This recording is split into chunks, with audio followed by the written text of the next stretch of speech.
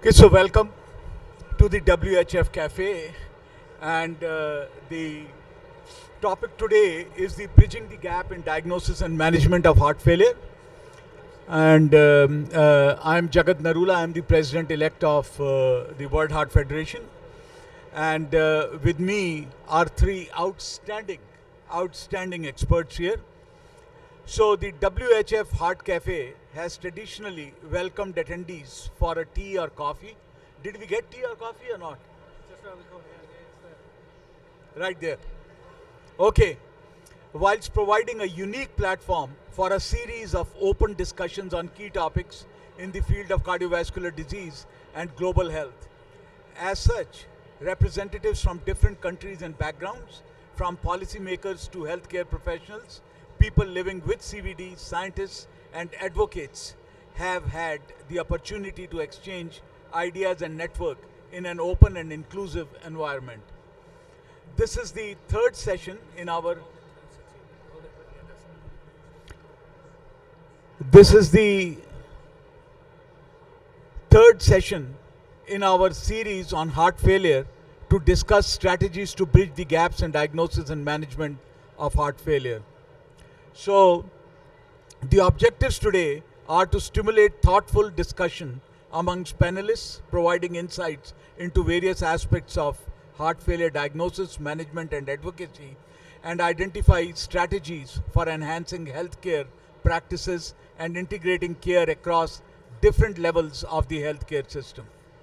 So I have on my left Dr. Professor Amitav Banerjee. We call him Ami Banerjee.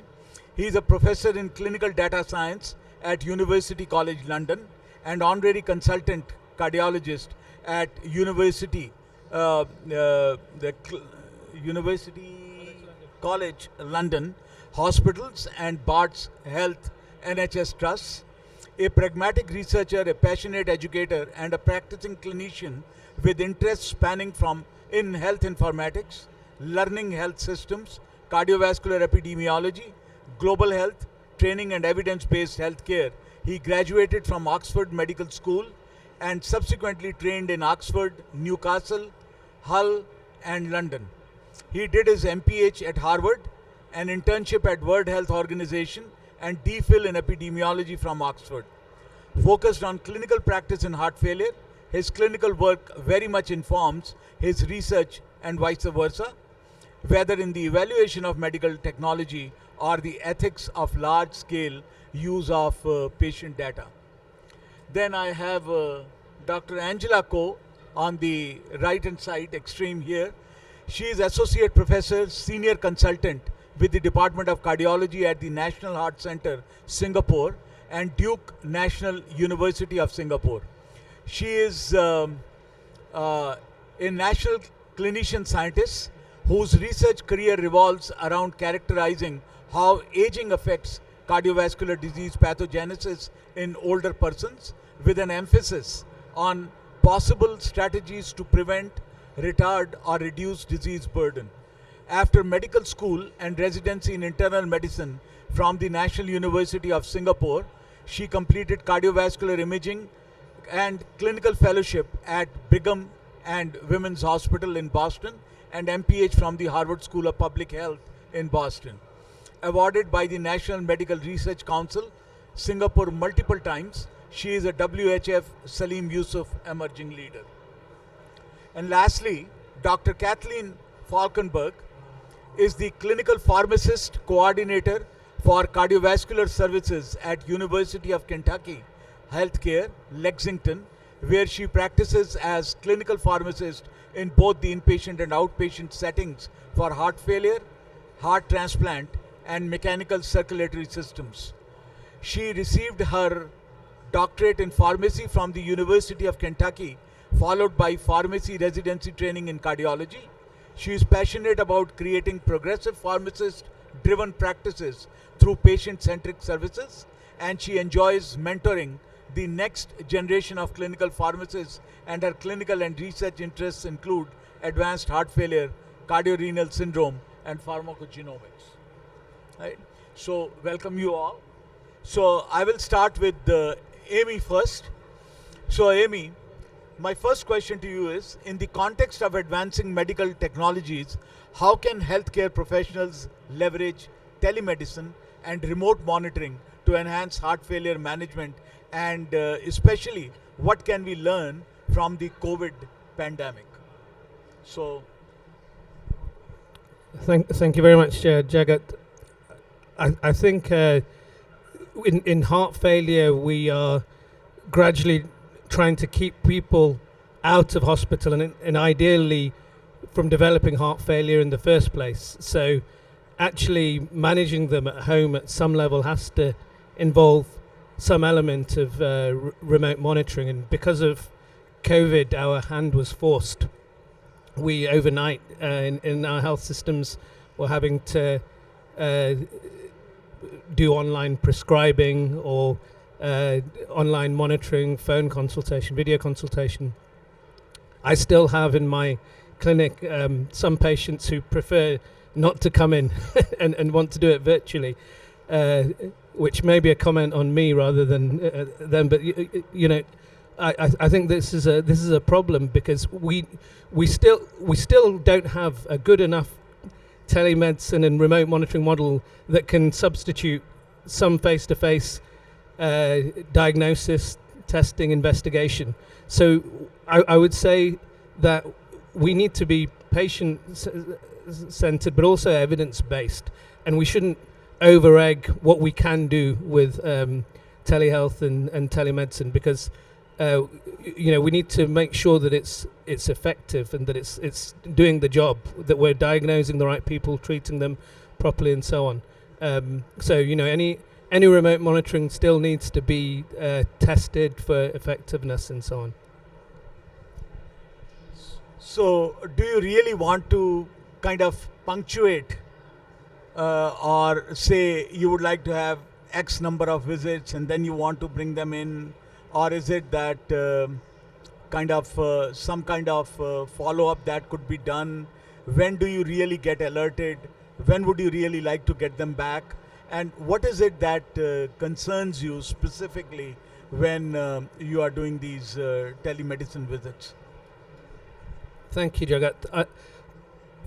Firstly, I like actually early on to see people, if possible, face to face, and once I've assessed them and developed the rapport, then to develop the telehealth, the remote monitoring. But in the advanced heart failure cases, there are instances where, whether it's home weight and fluid monitoring and blood pressure monitoring, we can avoid people being admitted by titrating their diuretic, for example. Remotely, we can change the dose of. We know we've got the 4 pillars of heart failure care, which are now widely implemented, and we can up titrate without bringing people in every week, every couple of weeks. So these are good uses of remote care, monitoring of the risk factors for heart failure, like blood pressure, diabetes. But where I think there's actually a concern in with probably more in high income settings, in a certain group of patients who are over monitoring, where they're wearing their Apple Watch or their Fitbit continuously, and that doesn't necessarily need to be the case even in our heart failure patients, because we can create a generation of anxiety rather than treated heart failure. I think I would be asking this, but I think I would probably wait for your turn. But don't you think that this diuretic titration and all has become relatively moot now? Obviously, there will be situations when there will be the acute exacerbations and all. Like if I really go ahead and treat all the patients with the quadruple therapy, and which is your area of interest, compliance with all the agents, that I'm using a mineralocorticoid receptor antagonist. I'm using the SGLT2 transporter inhibitor, and I'm also using the ARNI, all three being the diuretics. do you think the time has really come that the monitoring of diuretics will not be as important, other than some of those very fragile cases? So, do you think that the time is coming that we will be less needed to do those often so frequent visits in the coming time? It's a loaded question. I know that. Thank you. All right. That is a loaded question. I think there is a subset of patients who benefit from frequent monitoring for diuretics. It's a progressive disease, and I think that's sort of an inevitable thing. As somebody who recently set up an outpatient IV diuretic clinic, I think it can potentially help increase quality of life and keep people out of the hospital. But then you're right, we do have agents that using them all together, if you can have, I think the issue still lies in getting people on quadruple therapy in addition to therapies to maintain other comorbidities that they're on. I mean, this is a struggle. You have now 4 pillars for one disease state. How we go about adding them and titrating them and affording them and remembering to take them, I mean, that all adds to the complexity of the disease for sure. But, and then also you're coming back to see us in the heart failure clinic, but then you're going to see the endocrinologist in their clinic. And so it's the burden of, how many people you're seeing, how many medications you're on. I mean, it is, and then the monitoring on top of it. It is a real issue. Yeah. Amy, coming back to you, given the lack of awareness surrounding heart failure, particularly in the middle and low income countries, what specific educational initiatives or awareness campaigns do you believe are most effective in reaching diverse populations, including both patients and healthcare providers? And how can these initiatives be tailored to address cultural and socio-economic barriers to understanding and accessing heart failure care? And what are the opportunities for big data research in heart failure globally? And again, all the questions I try to put into one major question so as to give you an opportunity to give a global answer to that. It's unfair, Jagat. This is a PhD thesis, not a question. I think if you're thinking globally, then even though we're talking about 4 pillars, there are parts of the world and even parts of our respective countries where we have availability where people are not even on 2 of those pillars, let alone 4. So I think focusing on what is available in that setting in terms of medications is really important. That's where national formularies, the essential drugs list, that's an important tool for advocacy and singling out which drugs there are important for heart failure and for heart failure prevention. I think also that we should be joined up. We tend to be, even within cardiovascular disease, we're thinking about heart failure prevention, coronary artery disease, atrial fibrillation. We've got to be a bit more savvy than that and be more joined up, because heart failure is related to all of those, and actually they're all related to each other in some respects. So policymakers have limited bandwidth and attention to. So if we put it into separate silos, that's going to be less digestible than if we join it all up. And I think so. For example, hypertension, reducing smoking, linking with better treatment of coronary artery disease. These are the things that we must do. In terms of the big data, there's within World Heart Federation, there's a big effort in the World Heart Observatory to provide regional and nationally specific data that you can use for advocacy.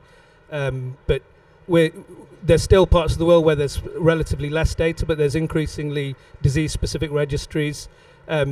You might not know that, until now, the Global Burden of Disease Study has not been gathering data on heart failure because it sees it as an end-stage disease, and so it looks at other causes. So that's also changing, so we should have better data about heart failure. How many of you believe that you can do PhD in 3.5 minutes? Anyway, the last question to you from my list, and then we will open it to the audience. What are the opportunities for prevention and management of heart failure integrated with other cardiovascular diseases and related diseases such as diabetes? You referred to it, you alluded to it a little bit, but can you expand on that? I mean, another set of PhD here, if you can. Yeah, this is a really important topic. People talk about multi-morbidity increasingly, which just means more than two long-term conditions. But if you look at specific combinations of diseases, cardiovascular disease and specifically heart failure features commonly as a one of the diseases in these combinations. And within heart failure, a lot of people have other cardiovascular diseases such as atrial fibrillation and so on. And then if you add in the risk factors like diabetes, hypertension, obesity, you have the lion's share of multi-morbidity. So I think it's really important that we try and rebuild from subspecialty medicine and subspecialty research back to the bigger picture. Again, we've started doing it by building these cardiometabolic renal, and now my week is filled up with all these different MDTs. Actually, we need to be more holistic and go back to medicine. We're too subspecialized, and that's maybe serving us and not our patients. If you speak to patients with lots of conditions, I don't know a patient who enjoys seeing 5 different specialists. They want to see their pharmacists, their clinicians all as close together and talking to each other as possible. So yeah, we need to rethink that. It's like catching our tail again and again, huh? Anyway, thank you, Amy, and let me go to Angela now. So Angela, heart failure is emerging as a crucial factor promoting muscle wasting and dysfunction, contributing to sarcopenia, and that heart failure is ubiquitous for contributing to the frailty epidemic in aging populations. What are your thoughts about that? Thank you, It's Dr. another Narula. PhD, honestly. Oh, yes, something that I enjoy very much. I think, linking back to what Amil just said, I think the syndrome of frailty is really a final complication that we see in heart failure patients. And frailty being defined as increased vulnerability to stress and reduced resilience. Patients with heart failure have reduced reserve with each heart failure acute decompensation. And with each decompensation, the frailty cascade actually goes on, and they get more and more adverse bad clinical outcomes. There are new research findings in terms of the frailty space, which suggests that it isn't just the final endpoint. If you think of disease such as heart failure as a continuum, where the final endpoint is where there is advanced heart failure, muscle cachexia, sarcopenia, and sarcopenia being a very important outcome in the measurement of frailty. There is more evidence to suggest that we actually see upstream changes in skeletal muscle far earlier before advanced heart failure, and that would actually provide some form of an opportunity to look at secondary as well as primary prevention even of heart failure. And with frailty, we can actually do what we call the 4th vital sign that we measure in patients. So we can do frailty assessments where patients come to us with advanced heart failure, and if they were screened positive for heart failure, that would actually be a adverse prognostic marker. But the same way, what we're seeing is that for community or older adults who have frailty, where there is sarcopenia, there's skeletal muscle dysfunction, they may actually be at heightened risk of heart failure over the next few years. So we're seeing that measuring frailty as a composite risk factor is going to be quite useful in tackling the problems with heart failure. Second question to you. Amy alluded to this briefly, and I will ask you again. What strategies can be implemented to encourage interdisciplinary collaboration amongst health worker teams for more comprehensive heart failure care? I guess the strategies again can come back to this entire continuum. If we picture a patient coming to us presenting with acute heart failure in a hospital, that's a strategy for management of an acute decompensation. A second strategy that you would want the patient to move towards is where he gets discharged, where you want to maintain health. So that's a health maintenance strategy. And then the third one would be in health prevention. So that prevention could be primary as well as secondary, and I'll come to that. So we come to the first strategy where we have acute decompensation.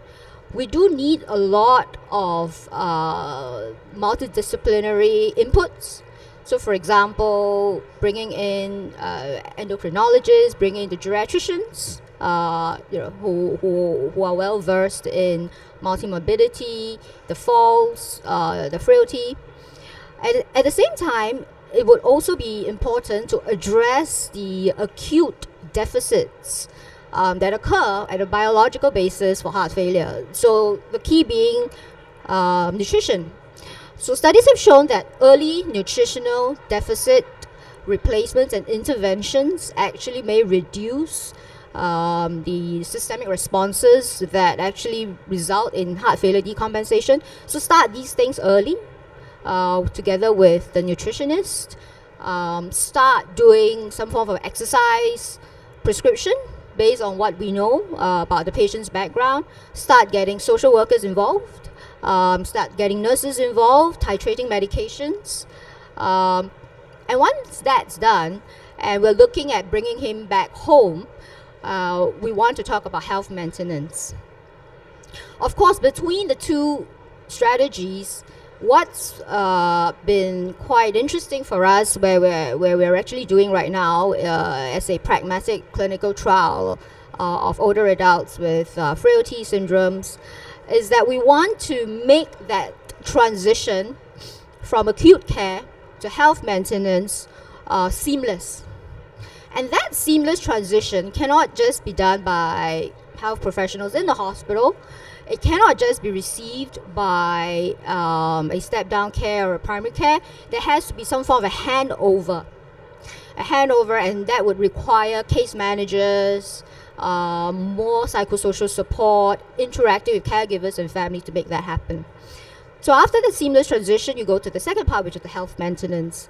And that would really require a lot more support from the GPs, a lot more support from the caregiver involvement, whether patients are independent, whether they take their medications, the use of telehealth to perhaps keep track and keep in contact with the patients.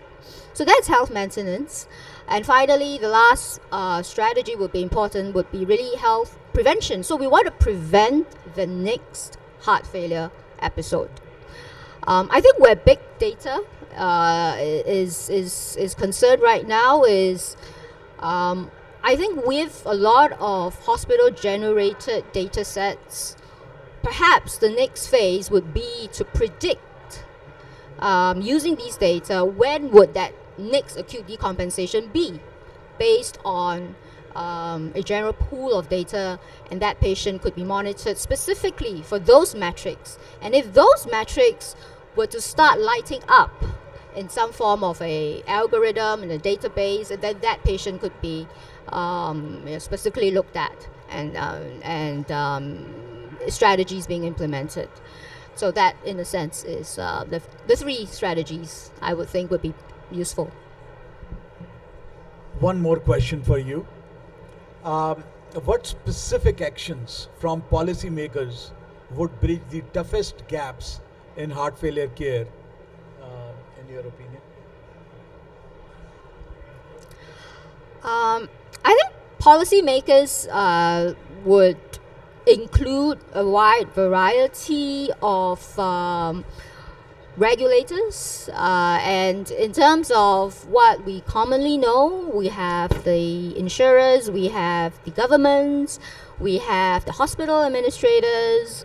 I think the first thing they need to probably be open about is to have open discussions together with the stakeholders.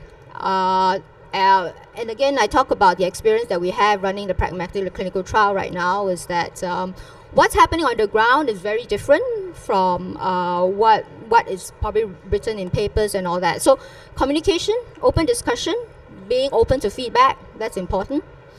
The other thing would be useful is allow more free flow integration of key data that the researchers would require.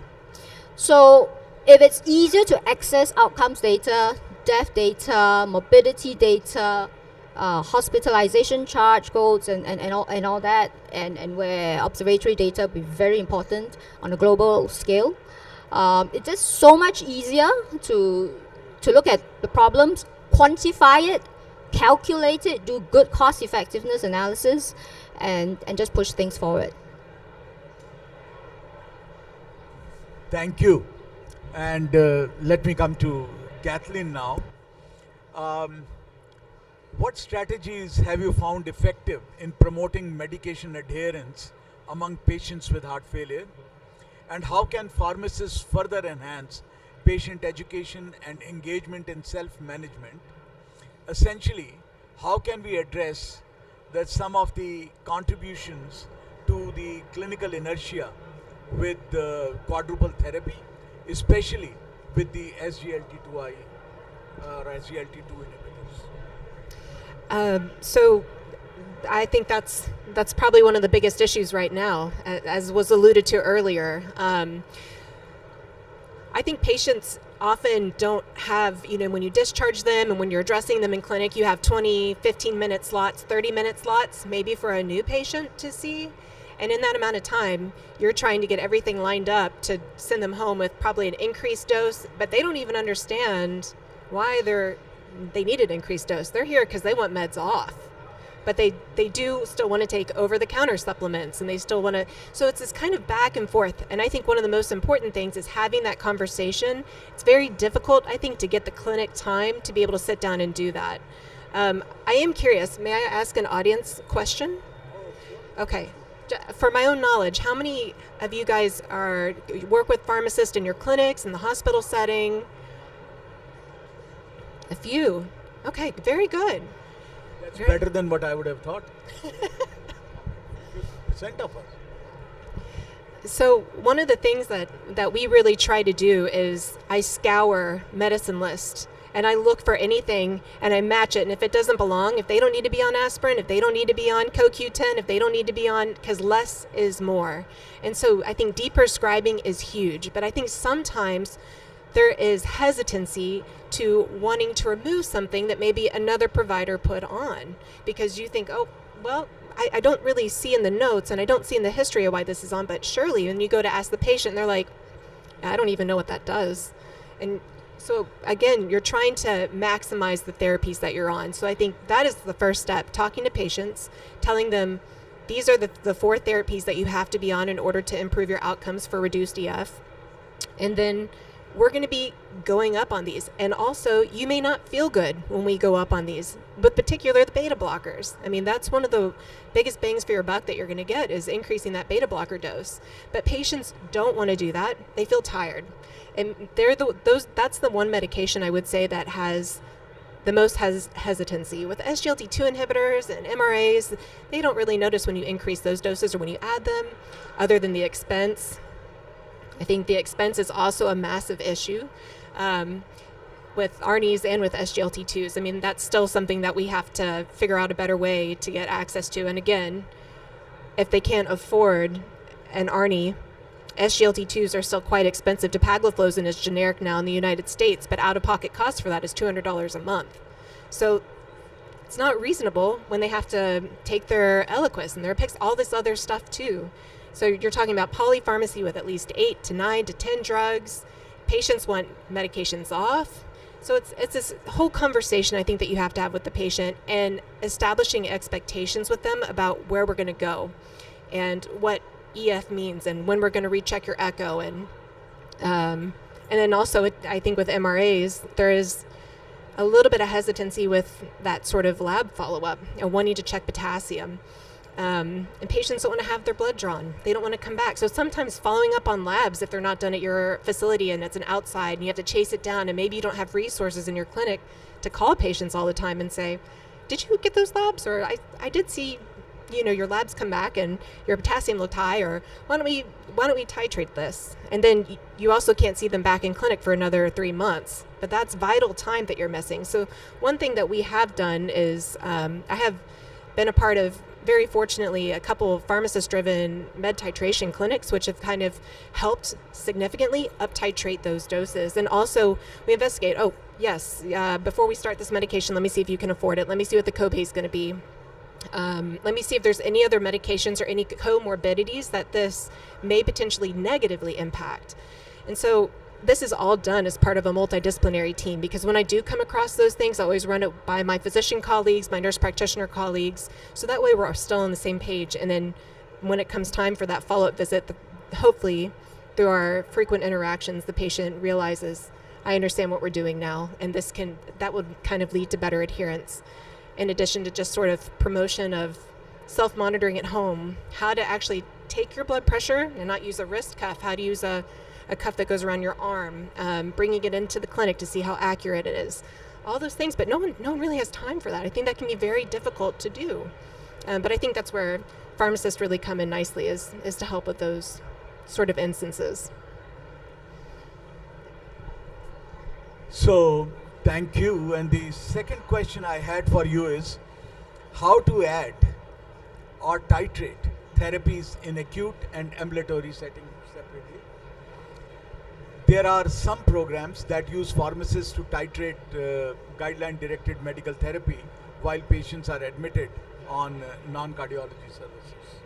So, how do you react to that?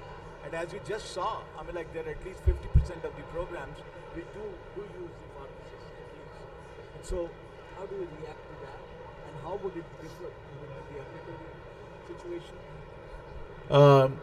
In the non-ambulatory situations and in kind of non-cardiology services as well.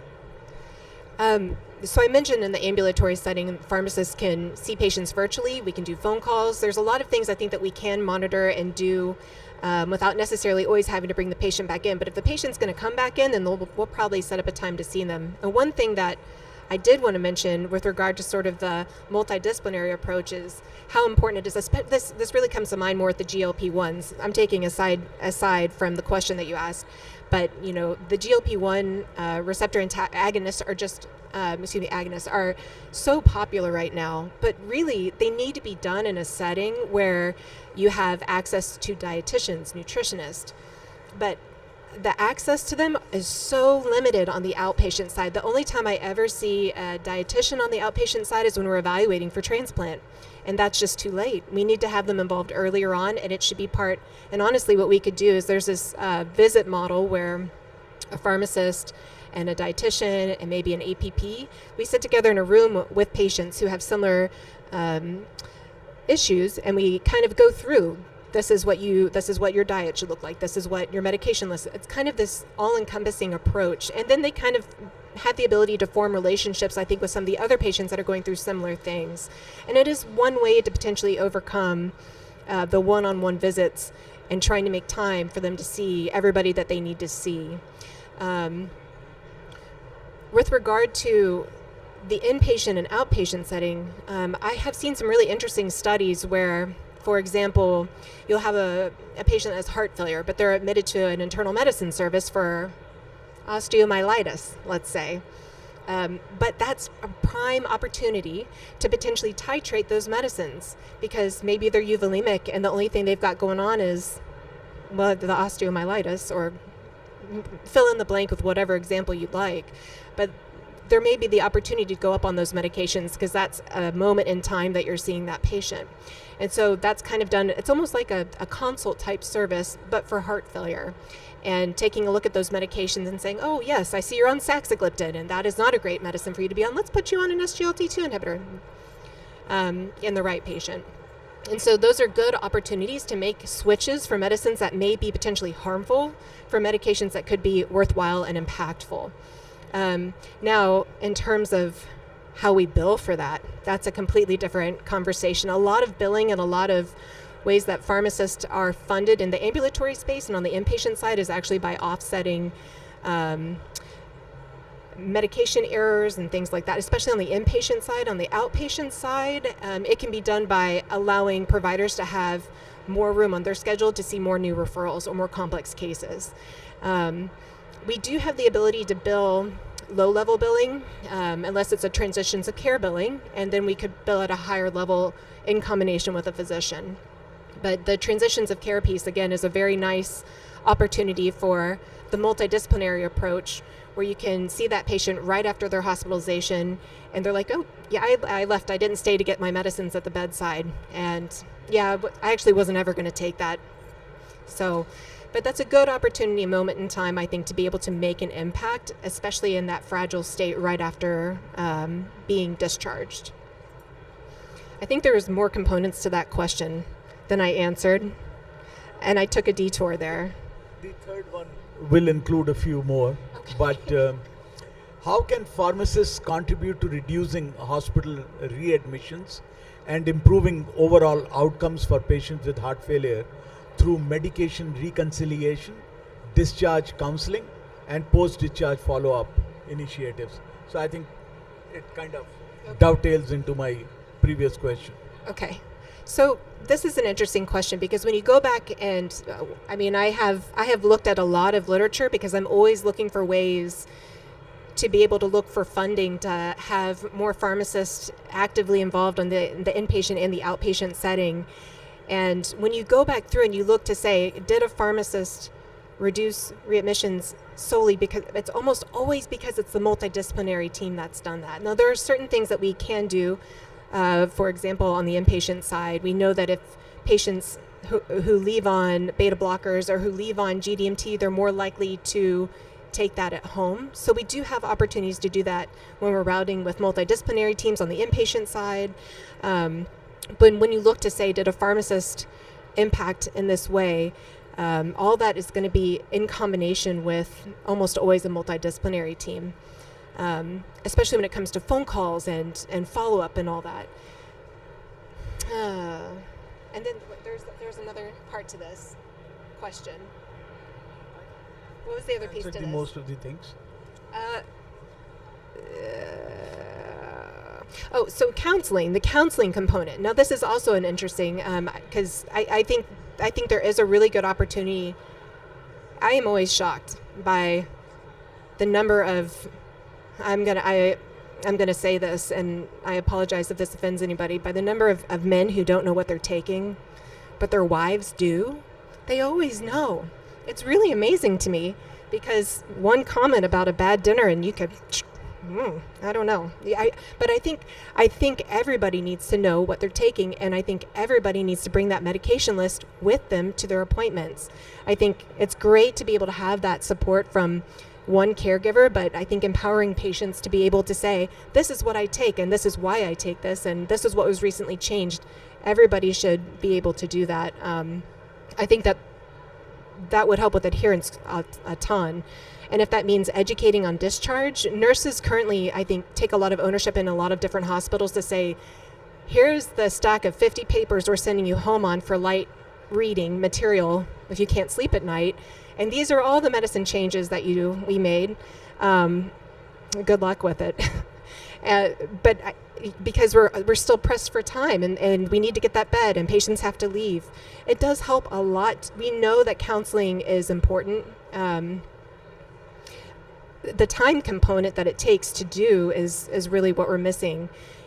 And it's hard to justify when it's not directly tied to outcomes. We need a pharmacist, or we need a nurse. We need somebody to go to the bed and actually do all of this counseling.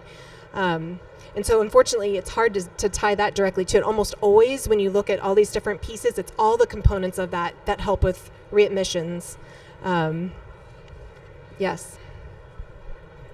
So thank you, and this is exactly what I had hoped, that we will be able to finish about 15 minutes ahead or 20 minutes, so that we could give you time to ask questions from the experts. So any questions from the audience about bridging the gaps in the diagnosis and management of heart failure? Please, can you give the...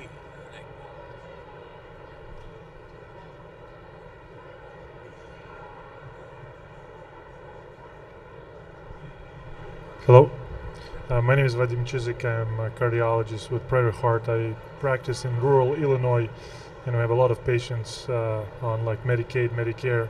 So the question I have, how do you deal with the Medicare Advantage plans, and especially like when they switch every year? How do you bridge that? Because I've just went through the, whole host like peer-to-peer appeals and all of that just to keep my patients on the same medications. Yeah, this is also an issue because every year this happens, and then you're having to write appeal letters for things that used to be covered, but because one slight wording was changed, and now you're having to do a PA for, Repatha or whatever you have, and no one has time for that either.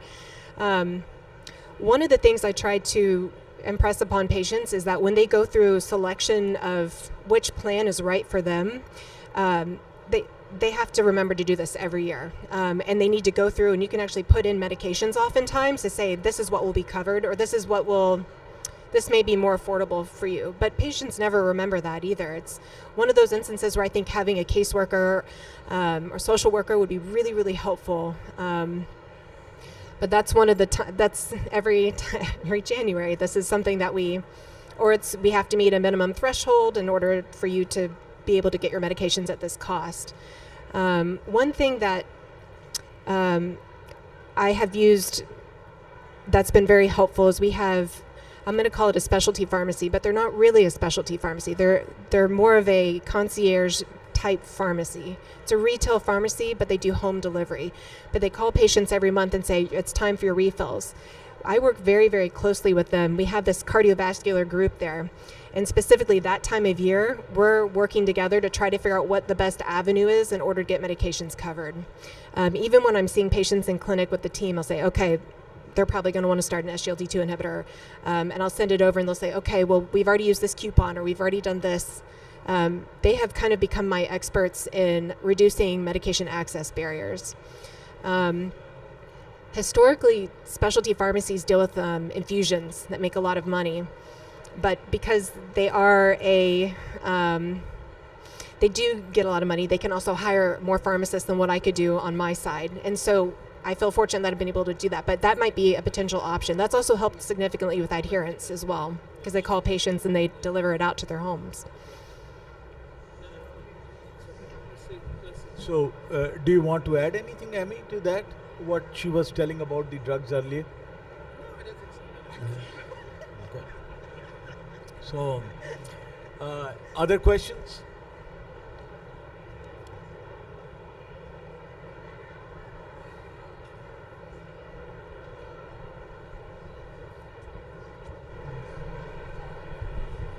Where do you see the role of the wearable devices, if any, in cardiovascular care and heart failure in general? Obviously, everybody's got an Apple Watch or Samsung Watch or some form cardio devices today. As clinicians, we're seeing more and more of that data being presented. How do you, as clinicians, deal with that data? Yeah, I think we should ask what the patient expectations are of that data or that wearable first, and also what the evidence is in the first place.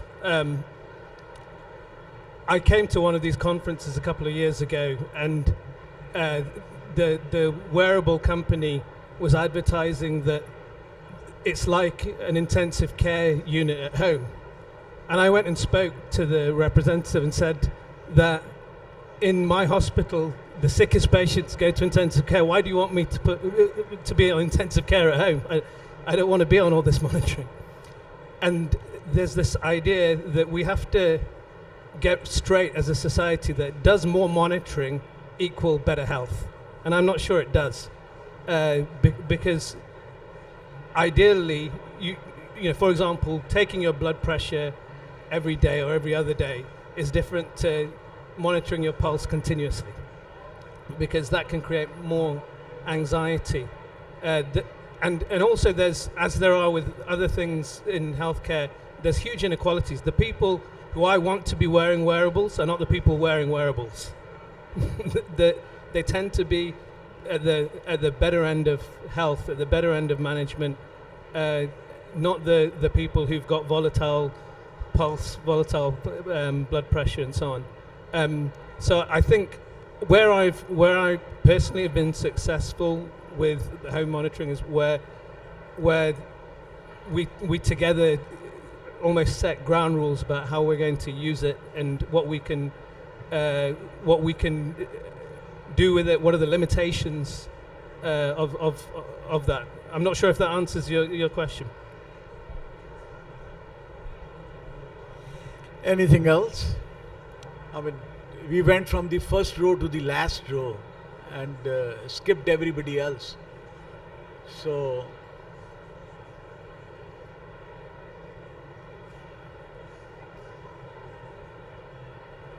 anything that you would like to add, Angela?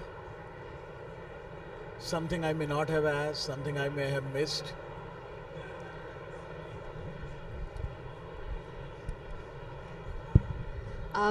I think that for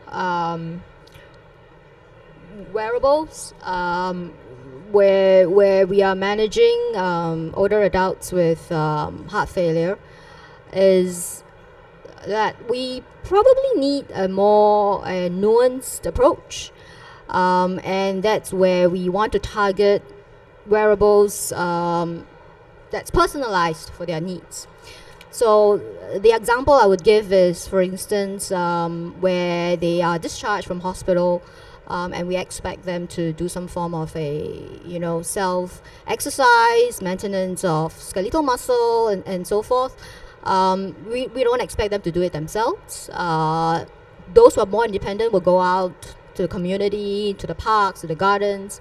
But those who are not, perhaps where we have a lot more advances in technology right now, together with wearables, there are actually new augmented reality type of devices that can be used to augment that. And if that could be put on top of some of telehealth care between the patient and a care provider in the hospital, that would really be optimizing the entire technology, home care, and patient paradigm for better delivery of care for heart failure. Thank you. Anything, Kathleen? Not necessarily about the wearable devices. Anything else?